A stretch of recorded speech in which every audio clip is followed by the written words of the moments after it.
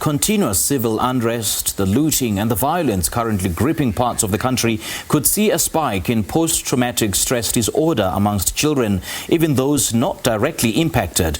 The organization says children are highly susceptible to fear and feeling overwhelmed as they witness the unsettling current events via social media and the news and through adult conversations. For more insight on this issue via Zoom, we are now joined by child psychiatrist and SASOP board member, Dr. Anusha Lachman. A very good evening to you, Dr. Lachman.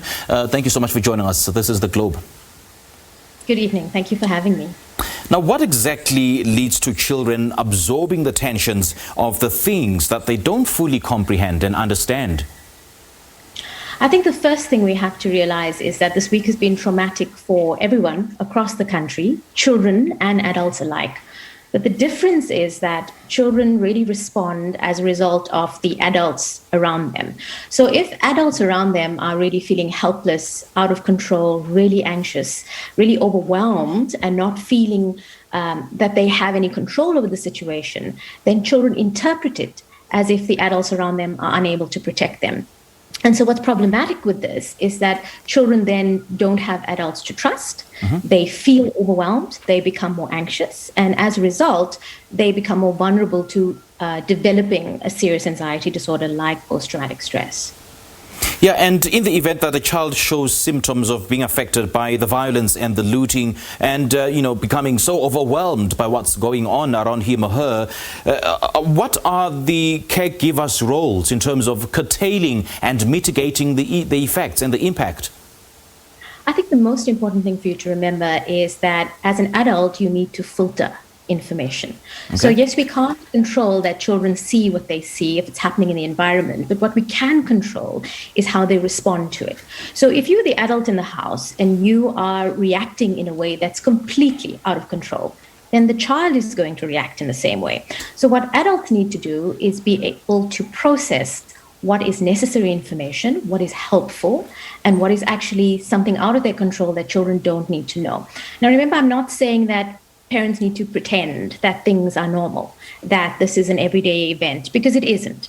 We have to first acknowledge that something terrible has happened, something quite unsettling continues to happen around us. We do feel out of control, but we also need to, as parents, as caregivers, as the adults that are supporting children, we need to focus on what's actually happening that is correct, that is being protective. So, for example, many South Africans are expressing lots of doubt and dismay that the SAPS or the SANDF isn't as visible or they aren't acting quickly enough.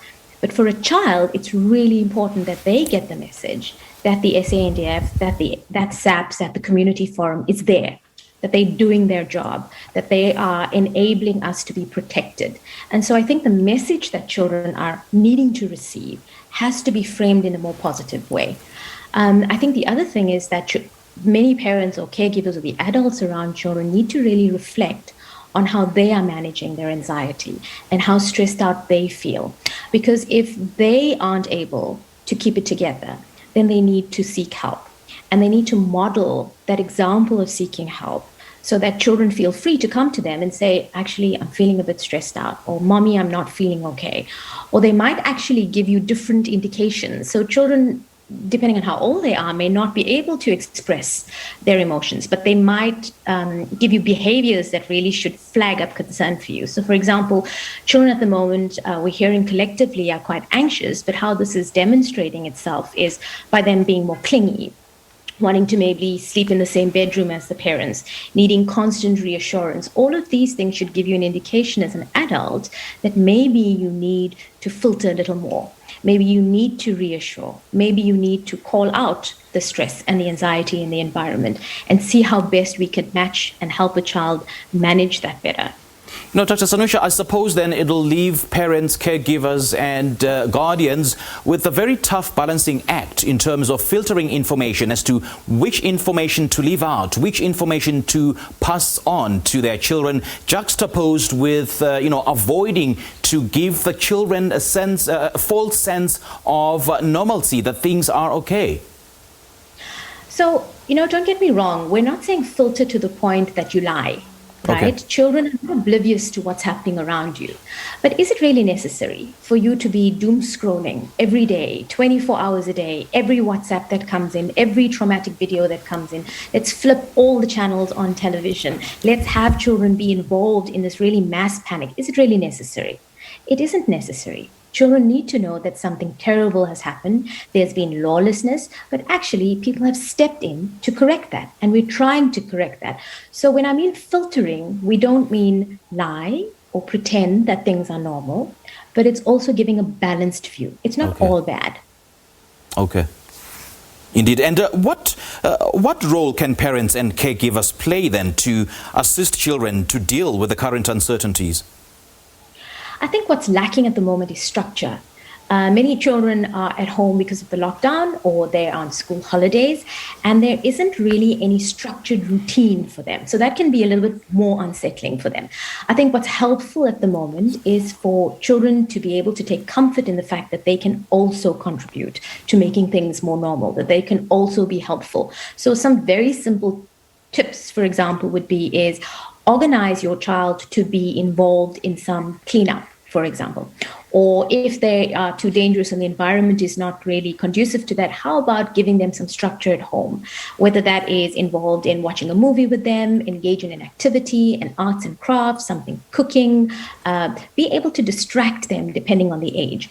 The older the child is, they may actually find it more helpful to be involved in an activity that could help, but in a way that is more child friendly. So for example, how about we make a card for the community forum members that are out there at night? How about we make a collection of toys or books or puzzles or things that we're not using in our house that we can collect and keep available for when we can distribute it to the less fortunate. So I think the more we involve children in something more routine, more structured, more predictable, the more it helps or the greater it allows them to control that anxiety. Now, Dr. Anusha, what are the telltale signs that parents and caregivers should be on the lookout for if and when children are traumatized by something? I think you have to ask yourself what is normal and what is an impaired response. So what is normal at the moment is for children to react in a way that is fearful, that feels a bit anxiety provoking. They may be more clingy to you. They may want more soothing, more reassuring. If this persists, so usually longer than a month, or if they start to withdraw from doing things that children normally need to do. So children like to play, children like to engage with others, children want to explore, they are curious. If you find that they actually are becoming more anxious and not doing those things that we expect children to normally engage in, then we want to worry. In addition, very young children, so if we're thinking around toddlers or around babies, they might be very clingy to their parents. So not wanting to make eye contact with other babies or other adults, wanting constant soothing again. If we think of school-going children, they may actually have regressed behaviors. So we wouldn't expect, say, a 5 or 6-year-old to bedwet or to have recurrent nightmares or wanting to suck their thumb or go back to those soothing transitional objects that they may have had as toddlers. So we look out for subtle signs like that. The other thing is that as children grow older, they may actually not be so fearful or anxious, but they may be quite grouchy, quite aggressive, they may be angered easily, they may be quite oppositional, quite defiant, and that's their way of communicating their distress to you. So I think that if parents notice that children are acting out of the ordinary, so, if something distressing happens, we expect a child to be distressed, but we also expect them to be able to be comforted when an adult provides comfort. And if we're finding that difficult to achieve, then we need to really flag it up. But remember, that child is going to respond in a similar way to how the adult is responding. So you can't expect your child to be okay and to be calm if you are crying every day, if you are reacting with extreme distress, if you are not really coping, if your mood and your anxiety is overwhelming.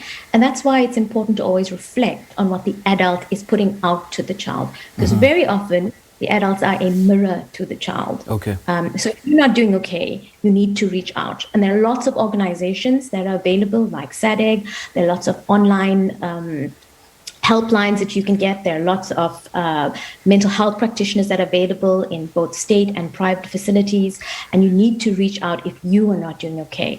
Because remember, what a child needs is a well parent. Indeed, indeed. Indeed. Dr. Anusha, great chatting to you, and I'm more than confident that this piece of information will go a long way in enabling us to be better parents and caregivers to our children. Great chatting to you. Thank you so much for your analysis. A pleasure. All right, that was Dr. Anusha Lachman. She's a child psychologist and a board member of the South African Society of Psychiatrists, just sharing her thoughts with regards to the impact that the violence and the looting here we've seen in South Africa, the kind of impact it will have on our children, and in terms of managing the post-traumatic stress disorder amongst children. All right, this is